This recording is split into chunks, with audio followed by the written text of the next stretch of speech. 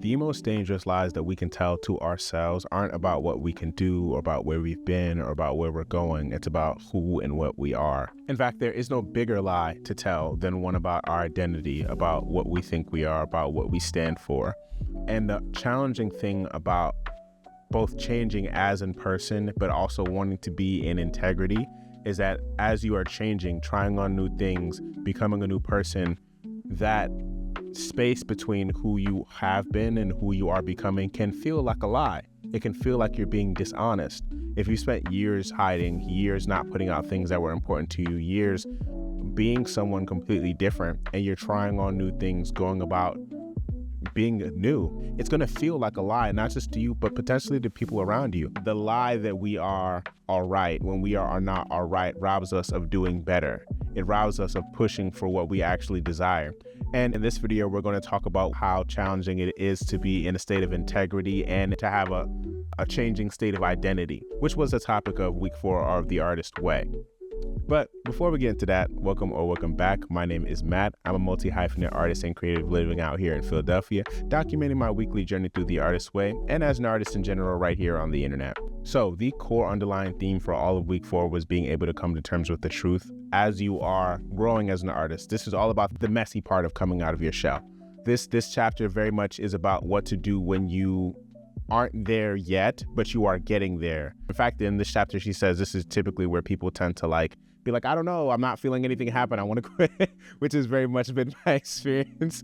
This week very much is about the space in between. It's like you've gone far enough to have started something. You're seeing things happen in your life. You're seeing things happen in your art. You're seeing things happen in your creativity. And yet you are not there yet. I'll speak for myself. I have just now been getting to the point where I'm seeing things move around. In this chapter, she talks very much about what it's like to start to molt. In fact, to be quite honest, there's so many things that I'm digesting and processing right now because of just the daily practice of the morning pages. It's like I've got mama trauma, I've got dad trauma, I've got all kinds of things that I'm just dealing with regularly. I've done a lot of work this past year and these past 2 or 3 years to work through them.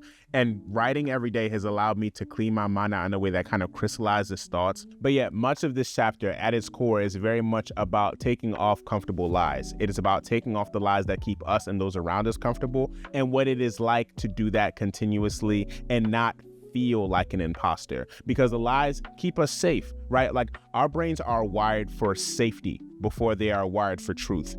And so much of human behavior is explained by the fact that we want to be safe bodily, physically, emotionally, communally before we will seek truth out. Is why we value things like authenticity and value things like bravery and value things like truth telling, because they cost something. They cost something to do. And so this chapter is very much about what it means to tell the truth to yourself first. What it looks like to say this relationship isn't working. What it looks like to say this friendship isn't working. What it looks like to say maybe I should work on myself because it's not even these people, it's me. What it looks like to say I like this, I like making this stuff, and I think maybe this was a hobby. What it looks like to say, okay, I want to go out and try this new thing, and I've been afraid to do that for 15 years because I feel like if I look away from my work, then I'm never going to be able to sustain the kind of safety that I've built. What it looks like to do all of that stuff, the messy things that we do as human beings, and survive, right? Like to tell ourselves the truth is to take away our pacifier a lot of the times. To tell ourselves the truth is to kind of ruffle our own feathers. And she talks about the process of mourning that as we change, like being like, damn, this really fucking sucked. I really wish I could have kept this situation, or I could have kept this whatever. And then what it looks like to release those emotions, because it may not just be grief. You may do something that you think is going to make you cry, like letting go of something or holding on to something. And then you're like, oh my God, I'm so happy I came to a conclusion. We tend to try to build identities, whole identities around avoiding experiences that may have slowed us down or avoiding experiences that we fear will harm us. But yeah, this chapter, the vast majority of it was about what is coming up through morning pages. Also, we can have a deep amount of exponential growth in a very short period of time, and our identity will lag that for a very long time. Like you can become somebody like that, right? One of the safest ways to grow is through iteration.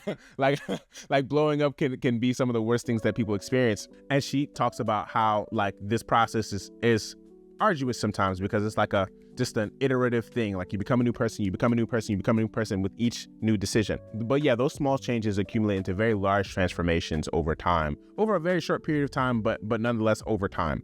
And the final point that she leans into this chapter is about how specificity is the mother of originality, about being truthful and then continuing to pursue the truth.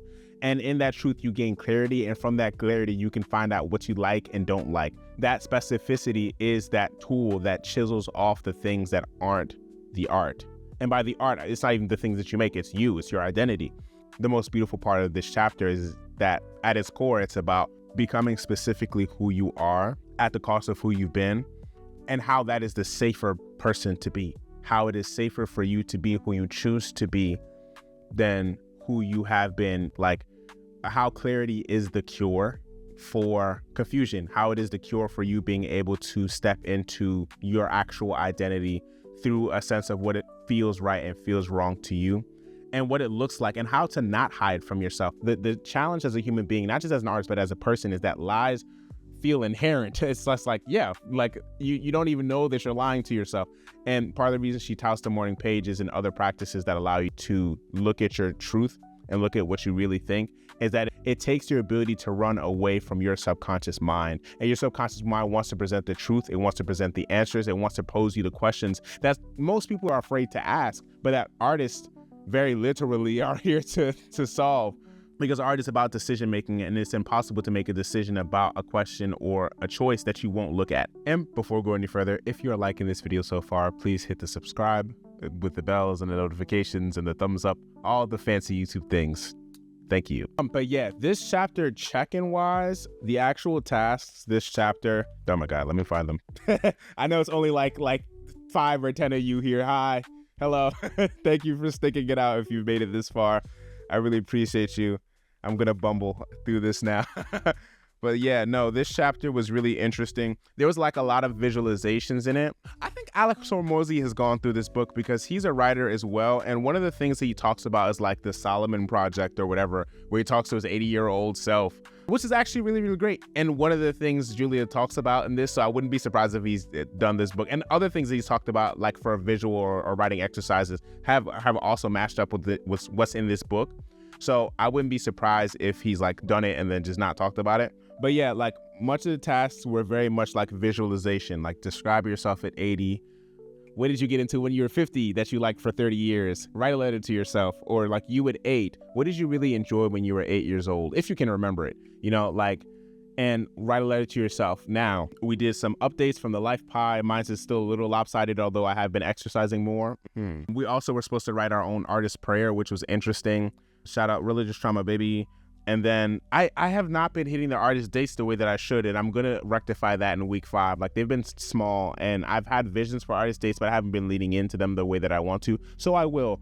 But yeah, outside of that, it was like the next one was like look into your situation in your life that you feel that you could change, but you haven't yet. A lot of it was like jobs and like stuff around like my familiar relationships and relationships in general, just the way that I want to show up. Like, what do I want to do? What do I want to go for? What do I want to experience? What do I want to stand for?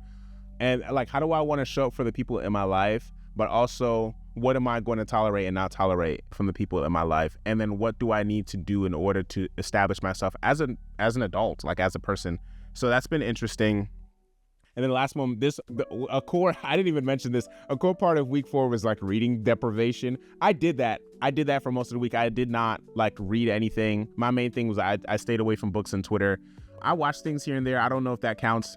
And if it does, then I guess I have to redo it. But like the time that I did break, I think was like, because as I'm recording this, it's like the election was yesterday, like yesterday or 2 days ago. So I was just like, Julia's gonna have to forgive me. And if she doesn't, I don't give a damn. So that was fun. But yeah, no, I don't know. When I did break it, it was a bit of a binge. But yeah, did all my morning pages this week.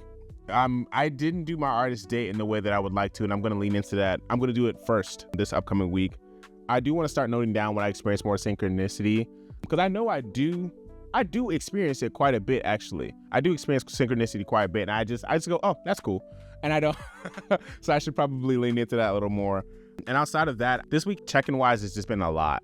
Like I've been dealing with like parental trauma stuff for the past like 2-ish, 3-ish years, or just like looking at it. And it's just been such an experience this past week because so many of the things that came up in my pages like crystallized a lot of the things I struggled with, particularly with my mom, like just dynamic wise and relation wise, like what that has looked like. And going through the pages has allowed me to put words to it in a way that has been so clarifying in my relationships and the kinds of things that I've tolerated and the kinds of things that I've looked for and the kinds of things that I've missed. Just been so fascinating. And like stuff like that has been happening. It's been honestly since last week. Like I was like, I'm not gonna say too much, but like since like last week, I was just getting like insights and clarity about like my mama trauma.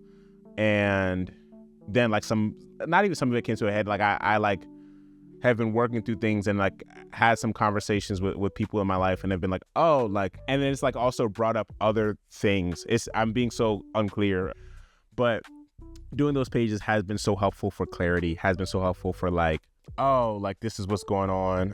And I'm going to complete this like course for sure. And I know after I finish it, that's one thing I'm going to commit to, just continuing to do the artist pages, because it's just been so fascinating to see where my brain will go.